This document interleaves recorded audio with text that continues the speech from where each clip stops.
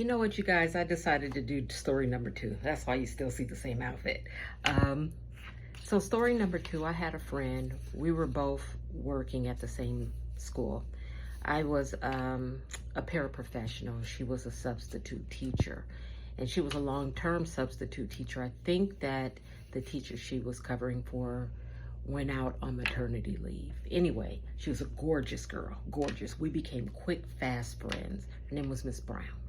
That's what the kids called her. I think she was a year younger than me, but we became fast friends. I'll never forget, she's one of the first females who ever called herself a bitch.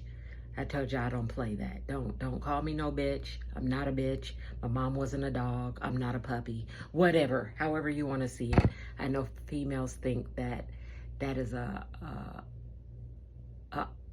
badge, like an honorary badge to be called a bad bitch or something, but yeah, no, not for me. That's not for me. But anyway, I remember she used to call herself a bad bitch all the time, and I would just laugh because she was absolutely gorgeous, but she was also so down and so cool. So I remember one day, I'm in bed. This is pre me turning my ringer off all the time. My ringer's never on. And my phone rang. It was like 1 o'clock in the morning. And I get up out of bed and I look and it's her, you know, my mobile phone. And I answer and she's crying. She's crying. She is belligerent. And I finally get out of her. I understand that her boyfriend has whipped her tail. So I get dressed. I grab my blicky and I go to her house. And I'm sitting at her house. Matter of fact, I had never been to her house before. She had to tell me where she lived. First, she didn't want me to come, but I ended up getting the address and I drive to her house. I get there and I'm almost positive it was summertime because I could not imagine me doing that and my kids were there. My kids were never home in the summer, so I'm going to just safely assume it was summertime. And I get there and I'm talking to her and she's a little bloody, but her hair, her weave is all jacked up. She was telling me that her boyfriend at the time, her non-working boyfriend who's living in her apartment and he has no car, has taken off in her car, but he didn't like something she said and he had a beer in his hand and he starts shaking the beer up and he throws it on her, right? And she just sits there and then he slaps her. And then he hits her again, closed fist. She's telling me this while she's crying and I'm just sitting there looking at her.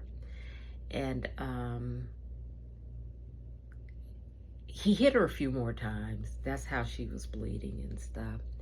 And she was begging him not to leave. He grabbed her car keys to leave and she's begging him after he done whipped her ass. She's begging him not to go. And I'm still just sitting here listening to her tell me her story. And I asked her, what do you want to do?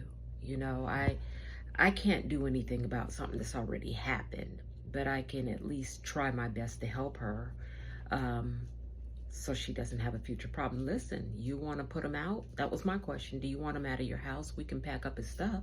This is your place. What do you want to do? She's scared. No, no, no. And I've told you guys before, I know I'm a woman and I know I can't whip most men, but I never had this sense of fear like I know I should. It's just a common thing normal people should have, but I just never really had that. And I was like, listen, we can pack up all his shit. We can throw that shit outside. And when he get here, we can take your keys. She wants no parts of that. And she was talking to me and the door opens and it's him. And so I'm looking at him and he's looking at me. He was a handsome, big guy. I am 5'4". At the time, I was probably 116 pounds. Shit, he was probably 6'2", muscular, really, really handsome. They were a beautiful couple, if he was sane. So he looks at her, he looks at me. He goes to the back. I don't have a clue what he's doing. I don't care. And he comes back and he's talking crazy to her. And if you know me at all, my reaction is always the laugh. I don't know why. Everything's not funny, but when I'm mad, I laugh. When I'm happy, of course, I smile and laugh. But I just started laughing. And I asked her again in front of him, what do you want to do? You want him out? And he goes off. But he's not directing his anger at me. He's directing it at her. So I stand up and she asked me, you know, I could see she's worried about what's going to happen, but I wasn't so worried because I got my blicky. And she asked me to leave. And I was like, you want me to leave? Or do you want him to leave? Because we can do this. And she was like, no, she wanted me to leave. She wanted me to leave. She wanted me to leave. All right. So I leave, and of course I check on her. And I check on her a couple more times, and then I realize, once again, just like yesterday's story, she's not responding to my calls anymore. Nothing. Absolutely nothing. Now, mind you, this is a beautiful girl. Beautiful. Even though she wore a weave, she had long hair, but she always wore a weave. She was probably 5'7", 5'8". Caramel colored, naturally beautiful, no makeup. But when she put on makeup, you could just throw her in any magazine. Even without the makeup, you could throw her in any magazine. I always give props to my friends, and she was gorgeous. So slender, she was slender. She had a Coke bottle shape, natural. This is pre-BBL going crazy. So Miss Brown, I don't remember her first name. I didn't call her Miss Brown, but that's what the kids called her. So eventually there was no communication. And one day I got her on the phone. I think school has started again, and she wasn't even substituting. And she let me know then she was trying to make her relationship work, and one of the conditions was for her not to talk to me anymore. And I was like, are you serious? We've been friends all this time, and he told you not to speak to me. You down for that? Cool, cool, cool. So we didn't speak again. Fast forward 3 years. Fast forward 3 years.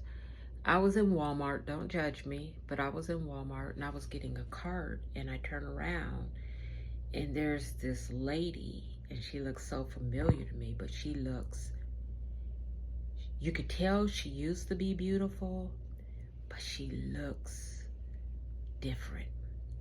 And it was Miss Brown. And she had a little boy. Let me know she had a baby. Boy was probably 2. And her hair was all matted looking. She just looked horrible. She had on some raggedy sweats, and she looked at me and she looked straight down, and she pulled the card out. She never looked back up at me. And my heart broke because I knew she was broken. I knew she was broken. I knew he had put her in a place of submissiveness. She done had a baby. And of course, I don't know this, but I know this. I know this. And my heart was broken. And a big part of me wanted to just reach out and say, let me help you.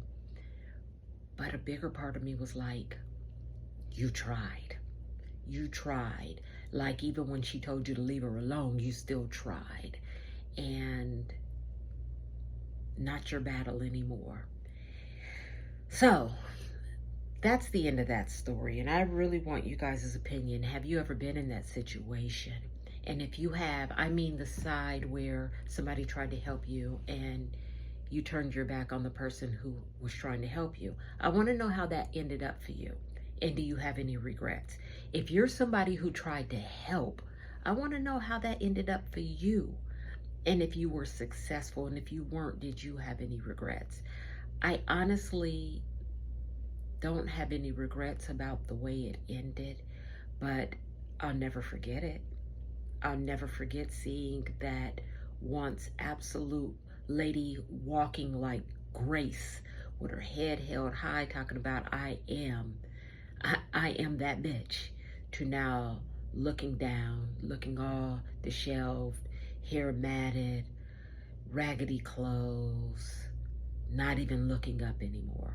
I'll never forget how I felt when I seen that. So give me your thoughts and have a great day. And that's story 1, 2, 3. Story 4 is coming soon. Have a good day. Bye.